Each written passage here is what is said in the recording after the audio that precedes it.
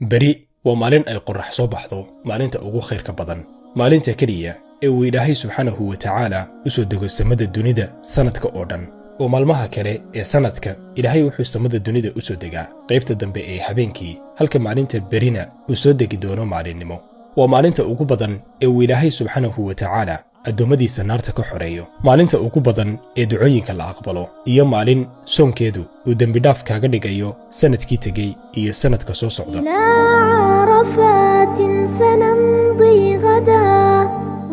beri waa maalinta carafo maalinta ugu fadliga badan maalmaha dunida muuqaalkan kooban wuxuu daaran yahay inaynu isxasuusinno saddex arrimoodba inaynu beri xisaabta ku darsanno arrinta koobaad oo ah soomidda maalintan maxaa yeelay soonka maalinta carafo wuxuu Ilaahay kuugu dambi dhaafayaa dembiyadii kaa dhacay sanadkii hore iyo kuwa kaa dhici doona sanadka soo socda arrinta labaad ku dadaal xusidda Alle subxaanahu wa ta'aala maxaa yeelay beri marka uu Alle u soo dego samada dunida wuxuu inoogu faanayaa malaa'igtiisa arrinta saddexaad ku dadaal ducada maxaa yeelay maalinta ugu mudan in Alle la baryo waa maalinka carafo imisa carafadii hore ducooyinkii ay ku ducaysteen ay u rumoobeen iyadoon la gaarin carafada sanadkii xigtay beri waa fursadda ugu weyn ee aad haysatid si aad xaalkaaga Alle ugu bandhigatid dhaqaale guur waxbarasho dulmi lagu geystay iyo duruuf kaleba haddii ay ku haysato beri waa maalintii aad gacmaha Alle u taagan lahayd waana hubaal in carafada xigta aad heli doontid wixii aad ku ducaysatay oo dhan